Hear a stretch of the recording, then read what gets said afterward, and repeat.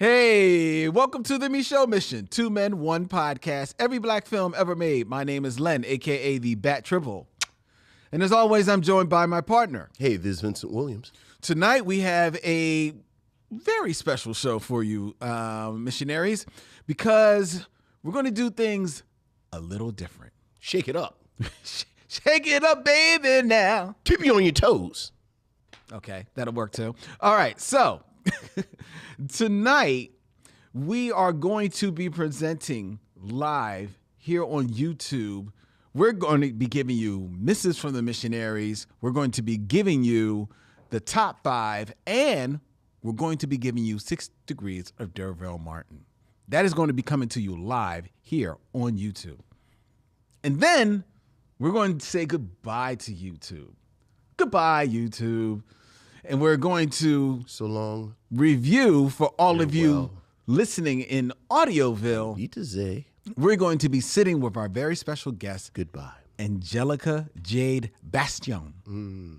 I hope I said her name correctly. Yes, me too. She will correct us if I. You should always correct somebody when they get your name wrong. And she's going. I feel like Angelica is got a hammer ready to just bash my head in. Like, it's not Bastión, it's Bastion. Or Bastién. You should probably just keep moving. I'll keep it moving. Mm-hmm. We're going to be sitting with Angelica to review not 1, not 2, but 3 outstanding short films. Yes. Tonight Yeah, here absolutely. on the Micheaux Looking Mission. forward to that. It's a different type of Micheaux Mission, but we think you're going to enjoy it. And we're still streaming live from Young Chunk, Philadelphia's premier video podcast palace, right here in the city of brotherly love. We are also streaming to Instagram. We are also streaming to Facebook. We are also streaming to YouTube, where there are missionaries out there in the chat. Hello, missionaries. Good evening, one and all. Vincent, how are you doing, my friend? I'm fine. It's cold again, but it's very, very cold. But as my friend Lynn told me a couple of weeks ago, it is winter. Yes. So it comes with the territory. Can't be upset when it's cold in the winter. You cannot. I'm curious. Do you find yourself when it is cold? Do you find yourself like reaching more for warmer breakfasts, or like you know what? I really need like some oatmeal, or I want some like some grits or something like that. Are you a real big breakfast? I'm not a big breakfast guy. Like I like to start out light, sort of hit the ground running. Like, so what do you have most mornings? Honestly, a protein bar and some coffee. A protein bar and some coffee. Yeah. Okay. Like, that is my go-to breakfast. And around what time of the morning is that? Out the house, probably, like, I'm in the car at 8. Mm-hmm. So, like eating a bar, driving in drinking coffee. That's wow. So, but when I do have a breakfast, I like a brunch. Okay. On the weekend, but okay. And that's just sort of brunch food. I found myself when I woke up this morning, I said, it is freezing. Yeah. So I wanted a warm breakfast. And that doesn't like weigh you down or make you sleepy? No, not at all. Okay. Not at all. So I got, what did I have? I made myself a couple of pancakes. Okay. And I was good. Okay. Now, most mornings, I'm not a huge morning guy. I find myself actually not eating much dinner. So, but I do eat breakfast most mornings. And most mornings I'm eating turkey bacon and 2 boiled eggs. Okay. All right. And then I'm drinking a cup of tea. All right. I'm not a coffee drinker. Not a coffee So drinker. I drink my Okay. All right.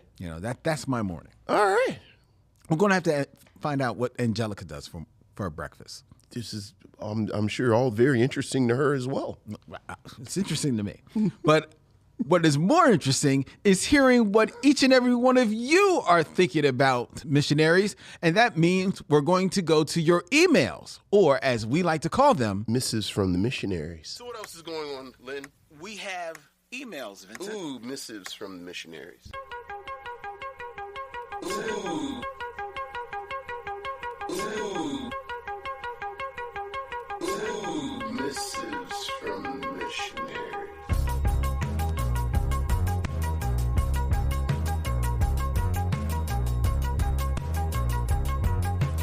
As you can see, Vincent, I have upgraded. I now have a tablet. I know. Look at you. Live from the future.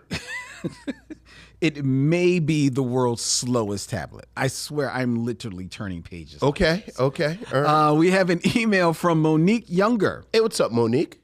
Men of Micheaux, it has been a while since I've emailed, although I listen faithfully down here in Atlanta. Thank you. Nice list of witches you have there from last week when we did the top 5 black witches. Mm-hmm. But I'm especially shocked that you left off Queen Eveline from The Wiz, played by the amazing Mabel King. Lynn's a hater. Like, you have to understand that Lynn's a hater. So, visually, she is extraordinarily striking, and her song performances were incredible. absolutely. Okay. I'm not a hater. This was a top 5 list. Eveline is. Would you have taken? I would have taken old girl from Sabrina off before Eveline. Who else? So the two real Tituba and Tituba and old girl from New Orleans. right. That's your two. Those stay on. Obviously, Eve's Bayou is not going anywhere Okay. ever. Who else was on there? There was the girl from Sabrina. Yeah. And then there was Jordan Smollett in Lovecraft Country. I like Eveline better than both of them, and I love Journey Smollett to bits. But I think Eveline would have been better on the list above both of those two. See, maybe they don't make my top 5. Well, Queen Eveline doesn't make my top 5. To circle back to, It's not that I'm a hater. You're a hater. It's not that I'm a hater. I just do. I mean, think we're going to talk about iconic queens, I think. iconic black witches. Yeah. I don't think it's iconic. She's 100% more iconic than the people on the streaming show that went off 5 years ago that me and you liked. I don't think it's iconic, and I think the streaming show that you and I liked, as well as Sabrina, were better made properties than the Wiz movie. See, and now I'm back to hater. Go ahead, keep going. Monique, Only one. Raise your hand if you were in the Afrofuturism exhibit in the Smithsonian. Put your hand down, Sabrina. We're not talking to you. Go ahead. Monique continues. By the way, I can attest to Jennifer Hudson in the Three Stooges movie. I actually worked as a background costumer for a few days on that film. Thanks for reading my email. There you go. What is that? How random is that? That she actually worked on the Three Stooges movie? I mean, God bless her. I mean, I would have loved to be on the Three Stooges movie. Sure. You wouldn't have wanted to work on the Three Stooges? I would not. I know. I bet there were so many better things to do that day. I don't know. To be a part of What year was this? What year is it? the Three Stooges movie? I don't know. 2006, 17, something like that. 2006. It's 2000 something. Right, yeah. It was way too late for a Three Stooges movie. Right. Nobody cared about a Three Stooges movie. I'll be perfectly honest. It's not that great of a movie. Sure. It's not. I'm convinced it doesn't exist. It does exist, I think it's one of those though. Oscar Micheaux ghost films. No, it does exist. And not only that, We've seen a review of it, but no one's actually seen the footage. it's actually, well, look, Jennifer Hudson's in it. Larry David's in it playing a nun. Mm-hmm. He is. Sofia Vergara's in it. Okay. It's funny. Oh, all right. It's not good, but it's kind of funny. It's kind of funny because it's done in the form of, it's not like it's not a biopic. Mm-hmm. It's like it's one long story, but it's done in the form of like three short Three Stooges like films. So much stitched enthusiasm, together. and you don't like The Wiz. Go ahead.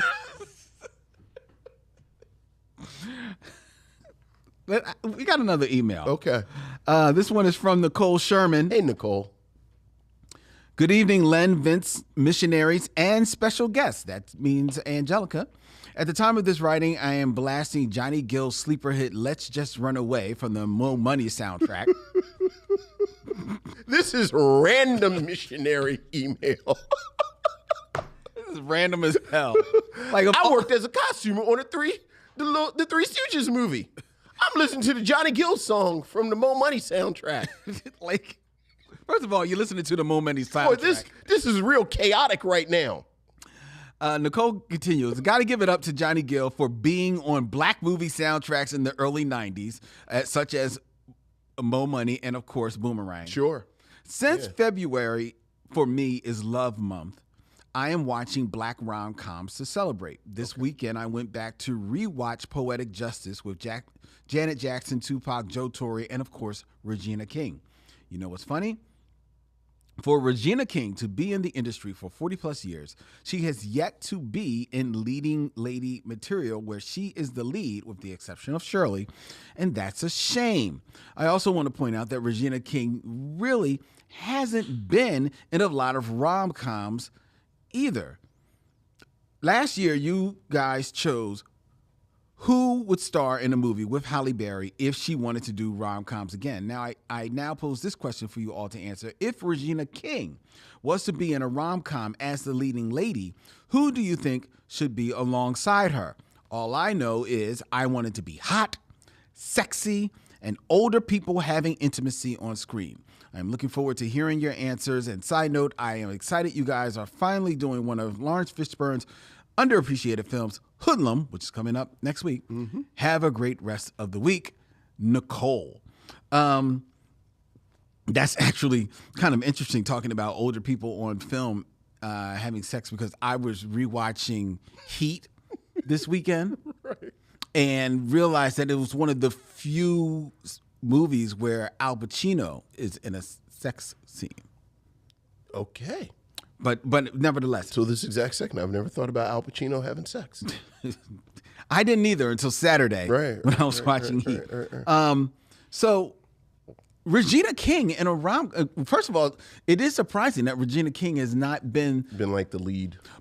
It's like surprising that. And it's not, because let's be honest, because how many black women have been the lead of many films, you know? Yeah, that doesn't surprise me at all, actually. But for her not to be like even like a co-lead in a rom-com, that's kind of interesting that hasn't, and maybe that's been strategic on her part. I think any of the leads in the Best Man universe would do well opposite her in a rom-com. That's interesting, because I know you're not necessarily acting-wise that great a fan of Morris Chestnut. I've liked Morris Chestnut more and more the older he's gotten. And again, a rom-com, I think it's a little light. It's a little frothy. True. Like I think Morris Chestnut could very much handle, you know, I'm the big attorney in this firm, and Regina King is a big attorney in the other firm, and you know, hijinks ensue. See, now I would go different. I would take Regina King and Coleman Domingo, lift them out of If Beale Street Could Talk. It's too rich. What do you mean it's too rich? It's too rich. What do you mean it's too rich? It's like Crab Imperial. What? Like, you know how Crab Imperial is like crab and then they put cheddar on it and it's too rich? No, I've never had crab. Yeah, it's just too, I think it's too, like Coleman Domingo and Regina, it's just too much acting. Like, it's too much. What do you mean it's too much acting? It's a rom-com. Right, and I think it would be great to see them like tone it down and have fun with one another. I could see the two of them as a couple that's been married for 10 years or 20 years, and they're dealing with sort of the ennui of age and the children That's have left you the wanted house to keep them in a lane. That's what you wanted to keep them in a lane. I could see them being married 10 years, anniversary, they're on a cruise, and they mess around and get involved in some crazy mystery on a cruise, and now they've got to solve it and hijinks ensue. I could see Regina King and Coleman Domingo, just having fun. I don't want them in hijinks. See, that's your problem. You don't want to let them. You don't want to let them live. You're right. No hijinks. Y'all too good for hijinks. See, that's y'all too good for hijinks. But see, but this is about putting her in a rom-com. So you're saying she's too good for rom-coms? That sounds like what you're saying. I actually think I just don't think you can have both of them. Like, you got to have somebody. What do you mean you can't have both of them? You got to have somebody to cut that. Like you can have Regina King and somebody a little frothier, or you can have Coleman Domingo and somebody a little frothier. But the two of them together, that's too much. You don't think they could be frothy? I don't think they can be. No, they can't I be don't. frothy together? No, I don't. It's too much.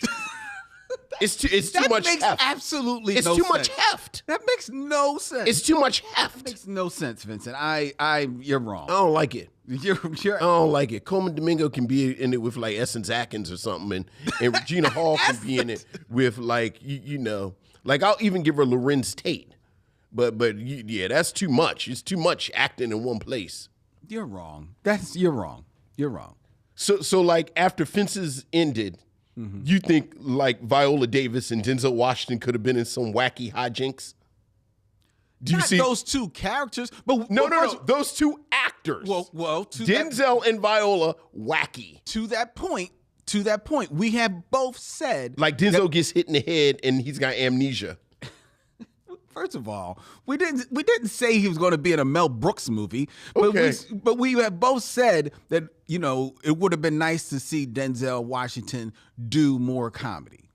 We've both said that. Okay. And I think Denzel now. But Viola Davis. Davis. Viola Davis, I would be curious to see her in a comedy. I'm not sure I could see her first in a comedy. But I could see Coleman Domingo in a comedy. I could see they can't be Regina. frothy? They can't be frothy? I thought we were being frothy. No, I think they Maybe can they could be frothy. I think they can be. Okay. I would sign up for it. Okay. I would sign up for it. Yes, I would. Yes, I would. I'm Academy about. Award winner Denzel Washington. Academy Award winner Viola Davis. Yes. In Second Honeymoon in Hollywood.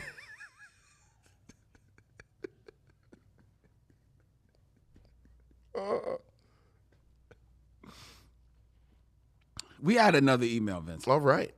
Worried about it. Just won't let people live. We got an email from Ron Covington. What's up, Ron? Dear Len and Vincent, just saw Wicked and enjoyed it. We reviewed Wicked last week. Agree with you that Cynthia Erivo's casting really highlights the not-so-subtext of the struggle of black folk. Ariana Grande's self-absorbed valley girl who thinks she's an ally is spot on. Never saw the Broadway show, but I've heard Stephen Schwartz's conversations about the origins of the piece, and these discussions are interesting.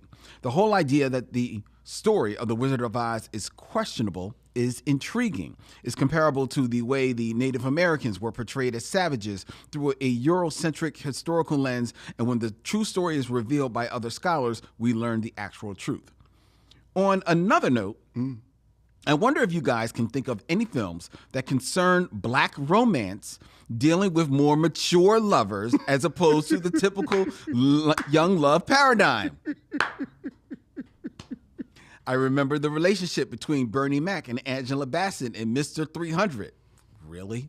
I thought their union was very interesting, okay, and got me thinking about movies made about black couples of a certain age navigating a path towards remaining in love rather than falling in love for the first time. Can you think of any movies that have centered around this fascinating, relevant issue in a cleared-eye way? As always, keep passing the mic, Ron Covington. I'm trying to think.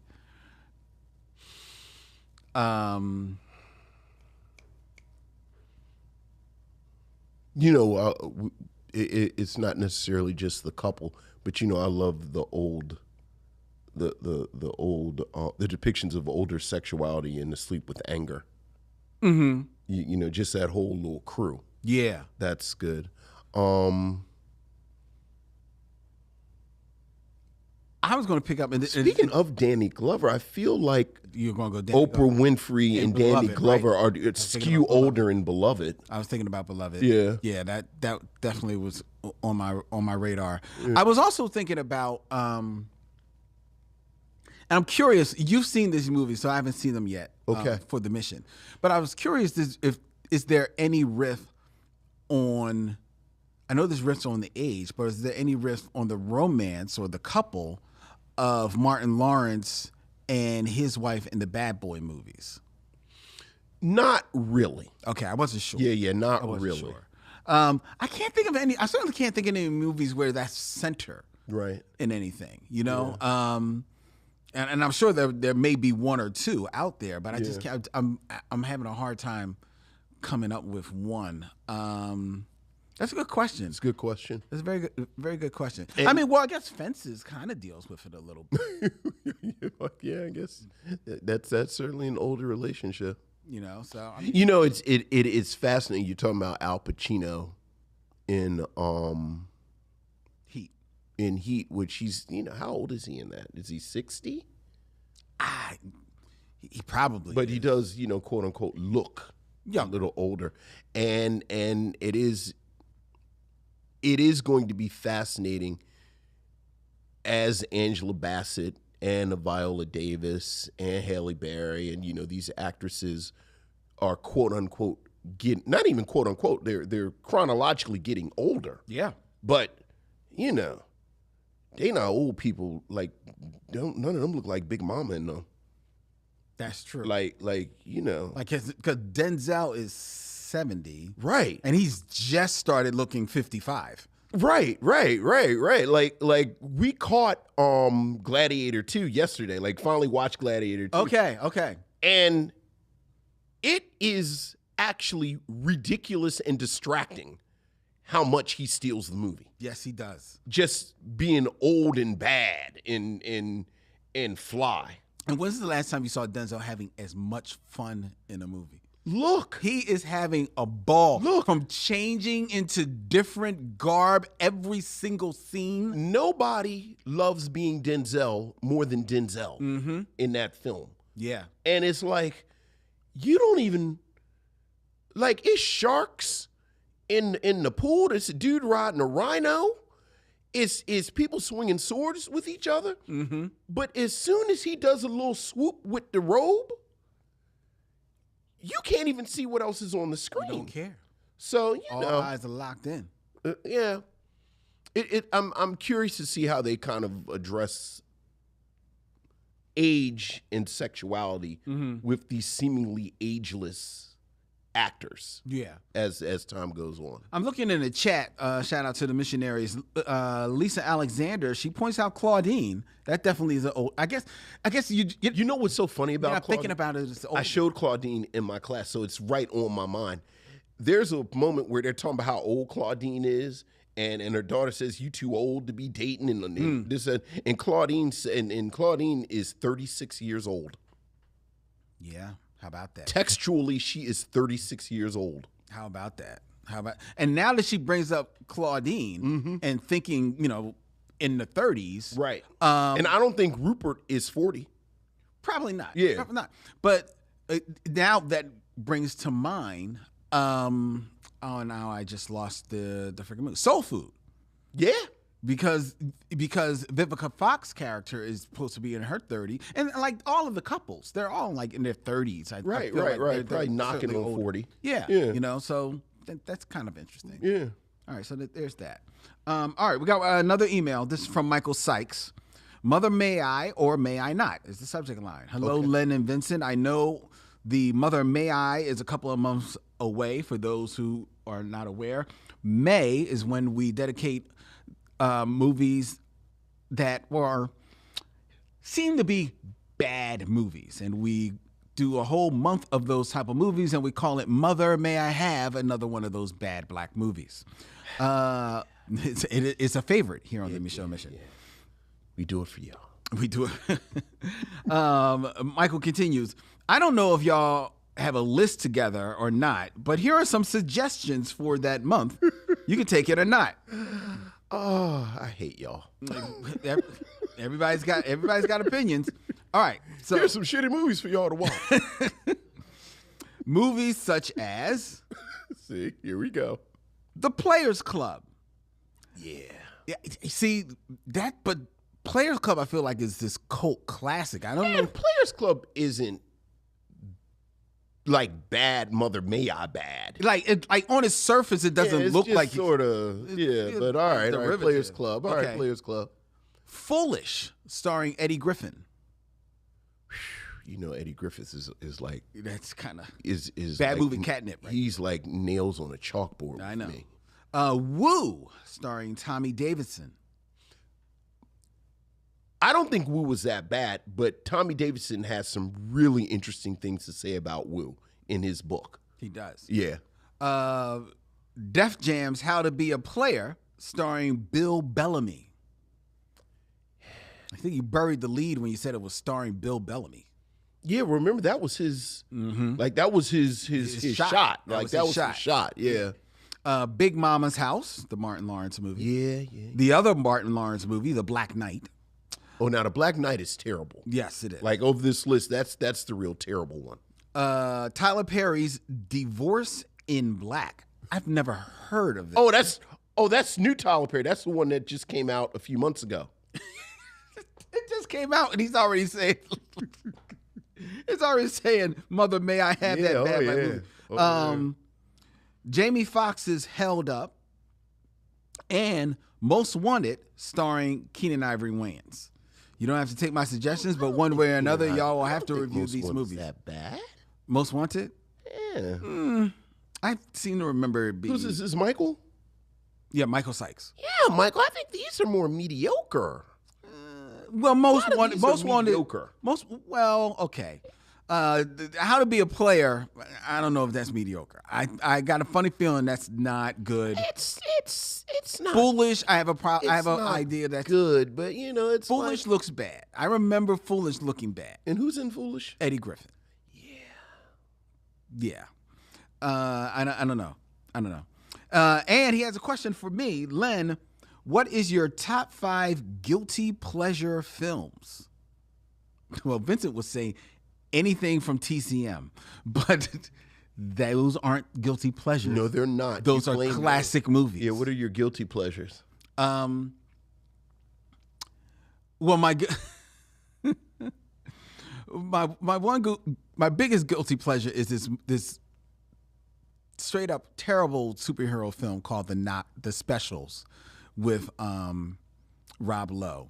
I've told you about it. Like I watched the movie only so I can listen to the audio commentary where the directors say in this scene you can see where Rob Lowe quit the film. Okay. So that is definitely a guilty pleasure of mine.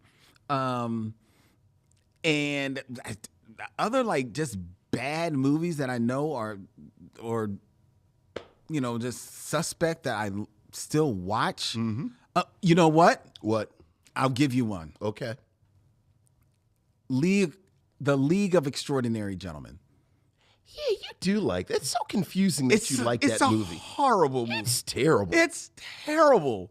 I can't take my eyes off it. You know what else I can't take my eyes off? And I watch almost every time it is on, and it's always on following The League of Extraordinary Gentlemen on TNT. What? Van Helsing. Van Helsing is fun. It's fun, yeah, right? I like Van Helsing. It's silly. It's bad, but Van Helsing. It's bad. Yeah. Okay. It's fun. I watch it. I can't help it. Okay. There you go. Those are I guess those 3. I don't know if I can come up with 5. Yeah, okay. Do you have like a guilty pleasure? Oh, come on now. Come on, stop. Oh, if Deep Blue Sea comes on, I will walk out of this room. I will walk out of this room if Deep Blue Sea comes on. They tried to cure Alzheimer's disease by taking out brain cells from sharks. And then they made the sharks smart. They did. And then all hell broke loose. As it is wont to do. Oh my goodness. I love Deep Blue Sea. There's a part in Deep Blue Sea. I laughed because I saw Deep Blue Sea in the movies.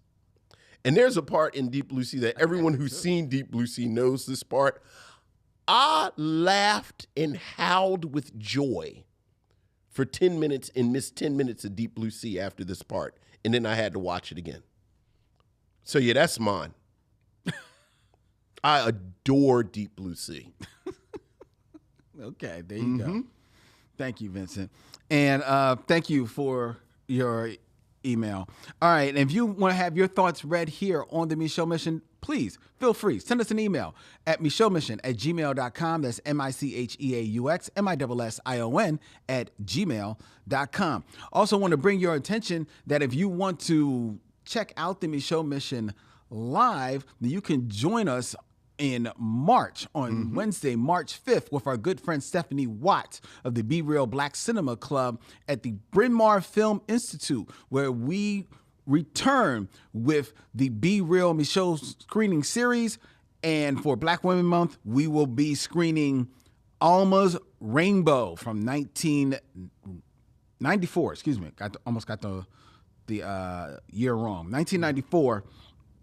Brooklyn daughter of a beauty parlor owner blossoms under the influence of her showbiz aunt. In Alma's Rainbow, screening on the big screen. If you've never seen this movie, then you can see it the way it is meant to be seen on the big screen of Bryn Mawr Film Institute. Tickets are on sale right now to go to brynmarfilm.org. Come out. We can't wait to see you. And remember, free pretzels. That's a promise. All right. All right. All right. Ready to move on with the show? I am. That means it is now time for the top five. Who's your top five?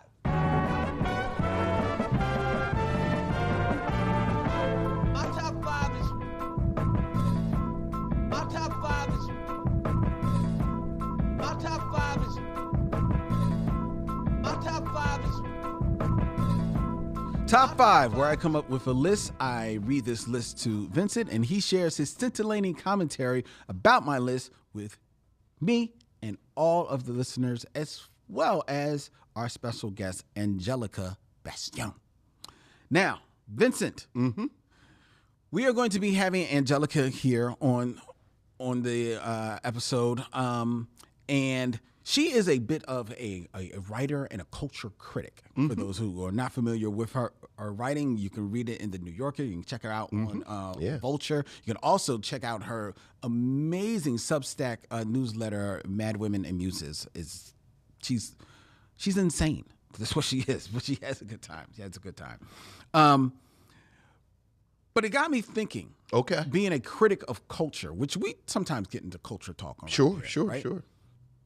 And with us being in the midst of Black History Month, who are the culture leaders for Blacks in the 21st century? Okay.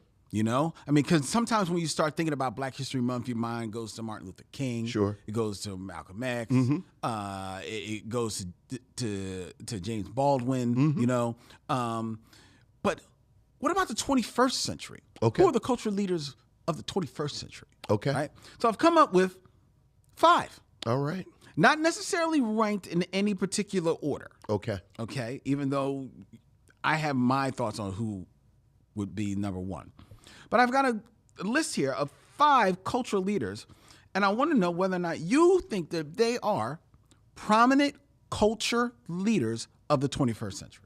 Okay. Sure. Starting with number five, Sure, as one does. possibly the ultimate culture force, Beyonce.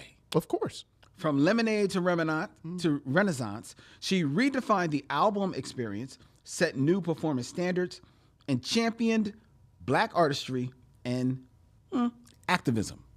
Beyonce. Would you say that she is a culture leader of the 21st century? Yeah, absolutely. Like you said, in music, in visual arts, in live performance, everything. Yeah, Okay. absolutely. Very good. Very good. So she's certified. Yeah, no controversy there. All right. Number four. Number four. From the world of literature, as well as a bit of an intellectual, Okay. we have Ta-Nehisi Coates. Yeah. His book, Between the World and Me, and his essays in The Atlantic have shaped discussions on systemic racism and reparations. What about Ta-Nehisi Coates? Love Ta-Nehisi Coates. Yeah? Yeah. Okay. All right. This is okay. Go ahead. Well, you got to find out. Right. I was waiting for you to say somebody. I don't know about that person. Yeah, sure. Beyonce and Ta-Nehisi Coates. Yeah. Okay. Absolutely sure. Number 3. Number 3. And I forgive me if I mispronounce the name. We have the modern African literary icon Chimamanda Ngozi Adichie, Yeah. Yeah, again. who wrote Americana and We Should All Be Feminists, which made her a leading voice on race, gender, and African identity. Yeah. Okay. Oh. All right. We're moving. Oh, Moving through this list. We're moving through this list. I keep waiting for you to do somebody who's Dude, if I get this wrong, I'm No. horrible. All right, number 2. Charlie, the guy who makes hoagies for me. You keep picking real smart people. All right, for your shit. Yeah, all right. Number 2. Audre Lorde.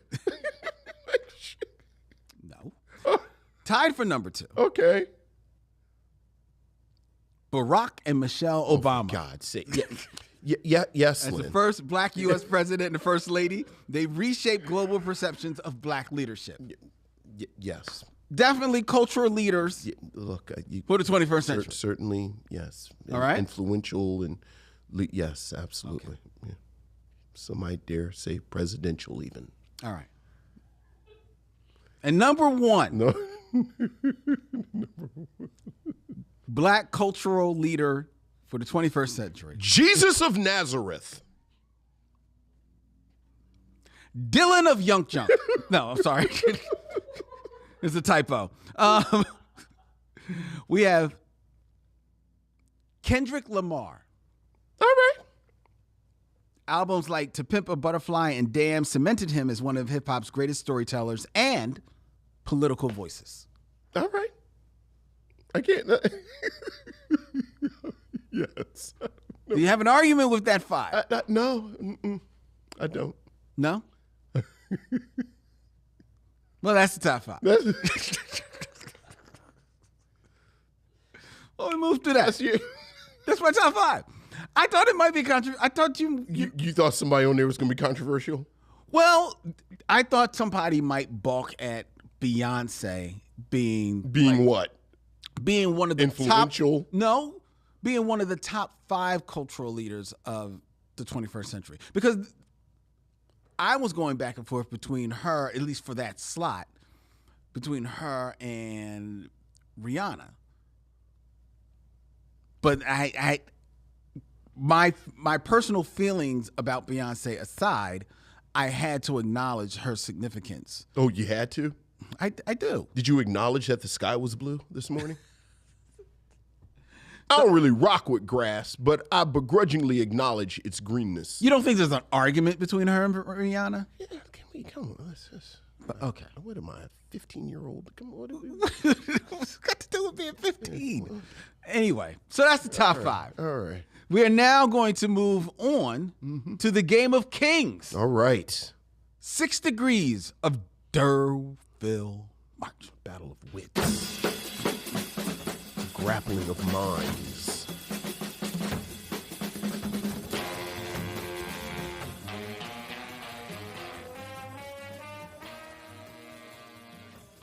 Six Degrees of Durville Martin, where I come up with 2 actors, and Vincent has 6 films or less to connect them to that cultural icon of any century. All. That's right. Durville Martin. That's right. He just happened to have thrived in the 70s. Sure. But his reach is eternal.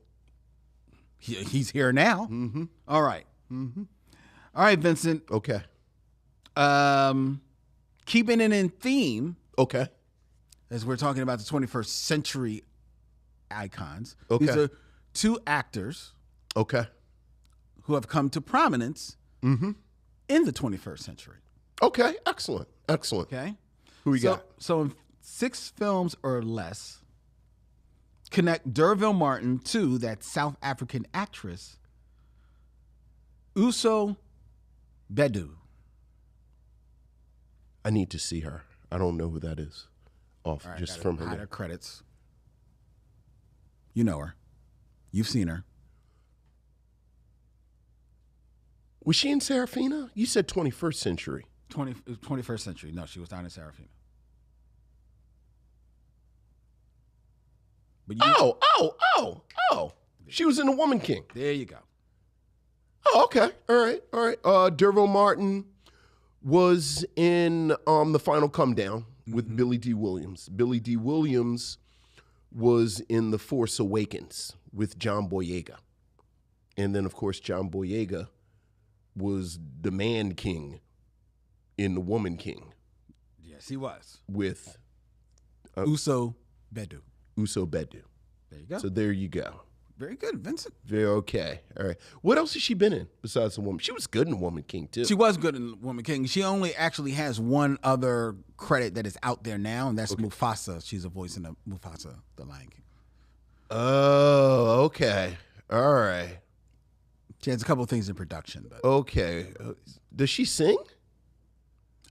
Did she sing in Mufasa? Who's she playing? having Mufasa? not seen Mufasa, I don't know. I'm always impressed with these actors that can do many things. Let's see. She A plays lot of singing in in Mufasa. Mufasa. She is Junior. I was about to say, I don't even know why I'm asking you to I realized as I asked you to name characters. I don't know nobody's name in Mufasa. I haven't seen it. It was just a bunch of CGI lions running around. And one of them is voiced by Usu Bedu. Okay, all right. All right. I'm assuming she's a lion. I don't know. Right. This might be a lemur. Right. This is a very chaotic episode. Okay. All right. All right. Next we have in 6 films or less. Connect Derville Martin, 2. Kelvin Harrison Jr. Are you familiar with Kelvin Harrison? Yeah, there's a little bit of a cheat. Why, he's your uncle? No. Nephew? No, speaking of Beyonce, and you know, we were all on full alert last week because the tickets went on sale, and my daughter was hunting down Beyonce tickets. Were you able to grab them? Yeah, yeah, she got tickets. Yeah. But I know about him because of Camille, and I know I think he's in Euphoria.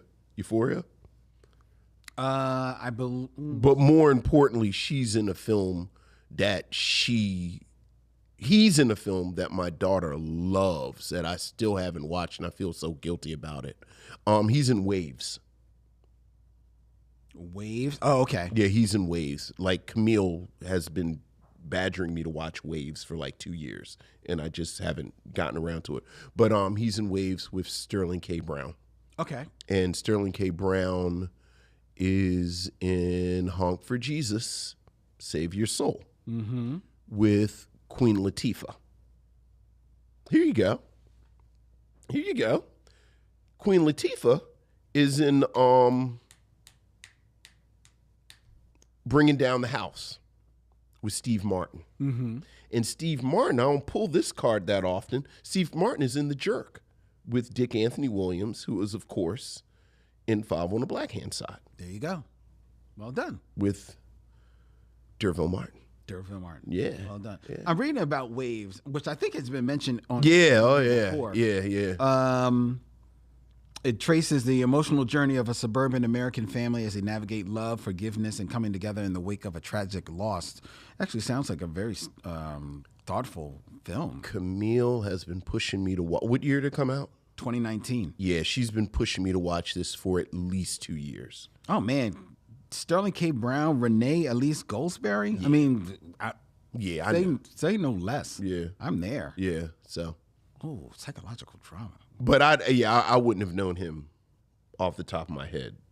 Yeah, and because he's not in Euphoria. You were saying he's not. He has done some television.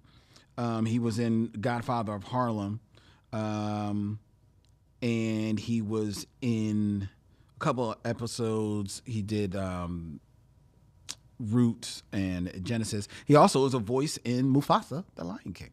He plays Taka. Sure. And he's the lead in the Chevalier movie. Oh, I remember the Chevalier movie. And he's in Elvis. And guess who he plays in Elvis? Chuck Berry. No. Close. Little Richard. No. Another black guy that Elvis steals from. Yes. Who else? B.B. King. B.B. King. Okay. Very nice. Showing some chops there, Kelvin. All right, Kelvin. All right. Well, that is 6 Degrees of D'Urville Martin. All right. Ladies and gentlemen, Vincent, well done. Hey, look, you use your resources. Like I said, my daughter told me about Kelvin Harris Jr. Well, now you need to listen to her. You need to. Look. It has been the Sitting great watching blessing. Deep Blue Sea. Right, my daughter blossoming into a person. Speaking of tastemakers and cultural critics, like she has her own sort of aesthetic and taste in things, and she recommends things. So That's great. it's pretty cool, actually. My daughter can't turn off Bob's Burgers. Look, Bob's Burgers is good. My daughter could win any contest about Bob's Burgers. Okay. Anything. Doesn't matter. I can connect D'Urville Martin to any actor within 6 degrees. That's my thing. We've all got our things. We've all got our thing. Everybody got their something. All right. All right. All right. Well, that was 6 Degrees of D'Urville Martin, and that concludes our live portion of the Micheaux Mission for the evening, folks. We're going to actually have to turn off the live, get some things situated. It's weird what's happening here in Young Chunk. It's I'm telling you, it's blame Dylan. No, it's we got to turn off the live and get to our review. But if you're listening to the podcast, Ignore all of this. ignore me. You don't even know what's happening. But You remember when we used to tape episodes in advance? Yeah. And then play, and then I would mess it up because I would reference the fact that this was Every taped. time. Like, every time. every time, my God. That was before we came here. Lynn, you want some soup? Because it's so cold outside. No, Vince. We're in the middle of June. Why would you say that?